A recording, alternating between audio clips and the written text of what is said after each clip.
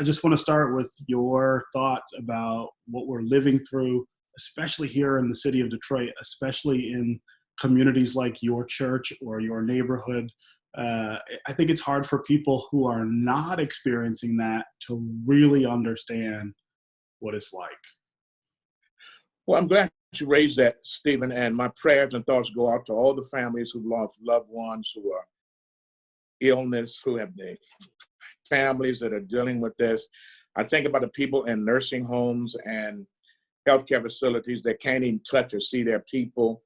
My prayers and thoughts and thanks go to all of the workers, doctors, nurses, RNs, CNs, EMS workers, delivery people, sanitation workers. God bless you, because they're really putting their lives on the line. And a lot of them, Stephen, are experiencing quarantine because they can't even go home to see their own families because they don't want to infect them. So God bless you. I know that it has affected us personally. The church has been closed down for a month, basically. We're going to live stream, and I'm glad we're able to do that. And I pray that those churches who don't have it are able to get it. This made a difference. We are a kissing, hugging, loving church.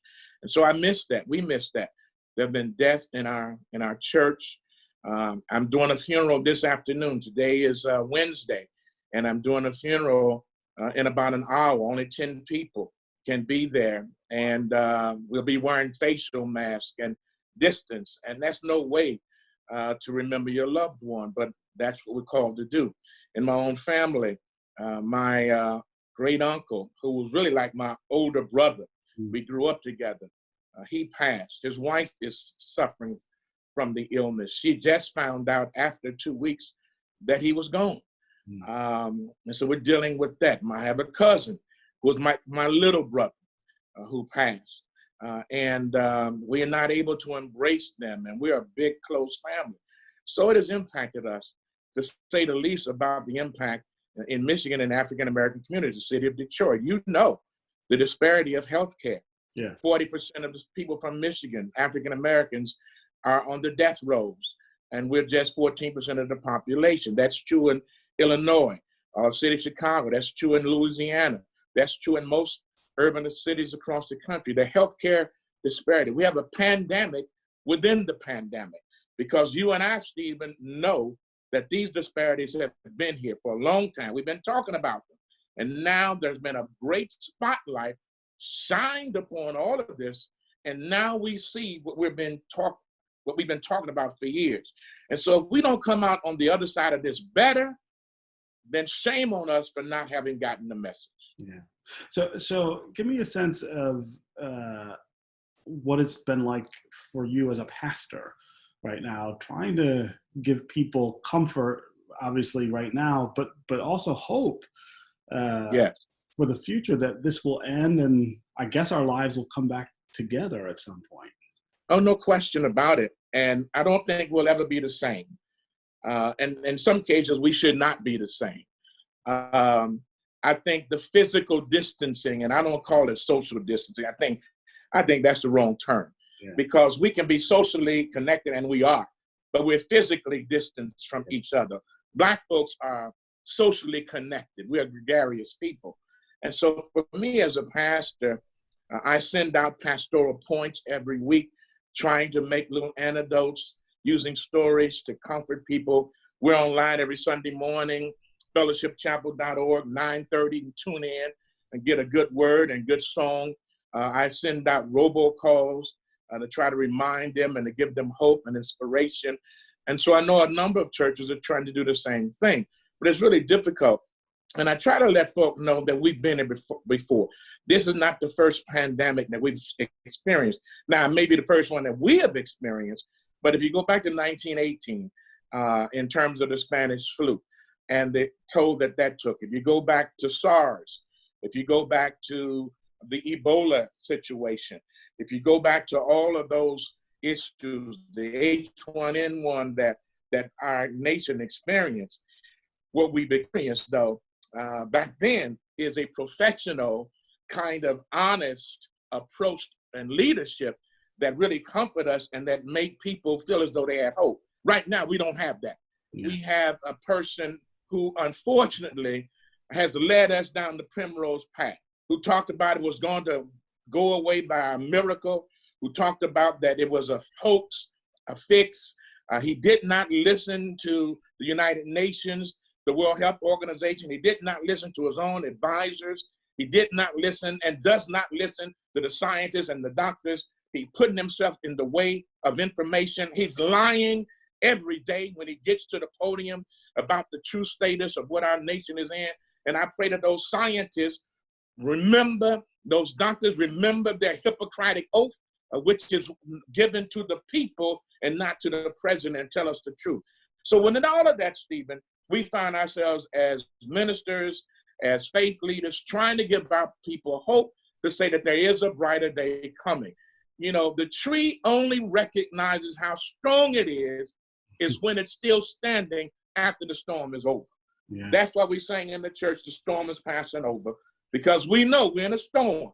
And let me say this, an eagle does not fly through the storm. The eagle flies above the storm, right, on the other side. I wonder what you make of the response here in the city, given the disproportionate impact. I mean, this is the nation's largest African-American big city. We are suffering way more than our neighbors are. Has the city done what it should be doing to try to get us through this? I think that overall, I give the city a good mark. I think that we need testing, and more testing. Excuse me, it's not enough testing. That's why testing should be localized in the neighborhoods. And I think one of the reasons that they have not done that, so I've been told, is because they don't have the equipment and the materials and the personnel to go out like they want. I know that Wayne State University is now doing mobile healthcare units that are going around the city. I know we have volunteered our church as a test site. I'm glad that Brother Horace Sheffield through Dabo had a one-day testing situation. We're in that same kind of a situation.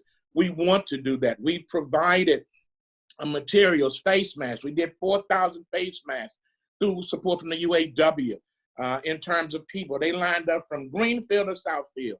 We also provided monies with the support of TCF, $50 cards for them to get sanitation materials and healthcare materials and food items.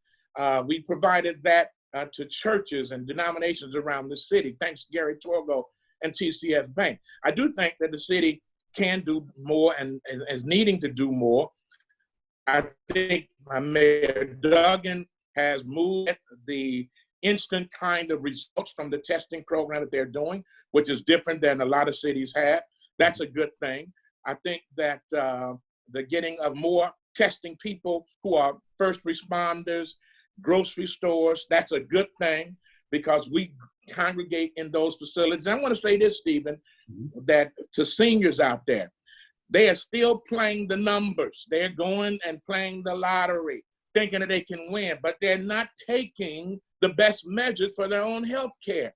And so the state needs to look at that. I mean, as you cancel other things, you need to look at whether or not, because they reach in there and they get the ticket and they put it in that little slot underneath the window. They're using the same pen and pencil. A lot of them don't have gloves, so sometimes we have to take measures for them. But I'm glad overall that we're moving in that direction. And you know, Stephen, last week we were able to announce 51,000 laptops for Detroit public school kids and connection to the internet. We're the only city that I'm aware of that has done that. That's K-12.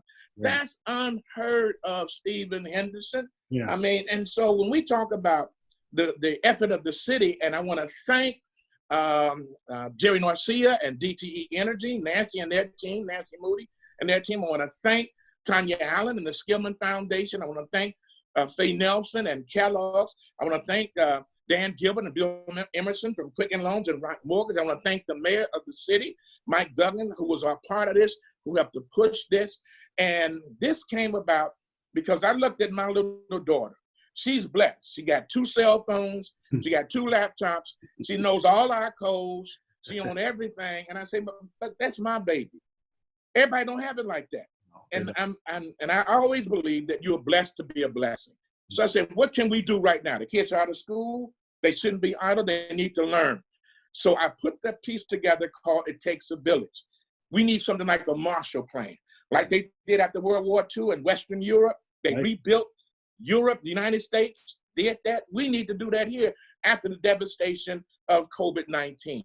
And I sent it to people all around this city. I sent it to DE. I sent him. I sent it and thank Mark Royce and his team. I sent it to Ford. I sent it to Quicken. I sent it Skillman and to the mayor. I sent it to everybody. Jerry Norcia got the spirit from DTE. He said, I like this. Let me talk to my people and you talk to yours. We did that. I spoke to the mayor. He said, I like it. Whoever you want me to call, I'll call. He did. And on last Monday, we had a conference call, Stephen. 40 to 50 business people were on it. Thursday of last week, we had a press conference. We announced $23 million to develop and to purchase laptops and put folk on the internet. And right now, we got the laptops. We still want other businesses and foundations to step up.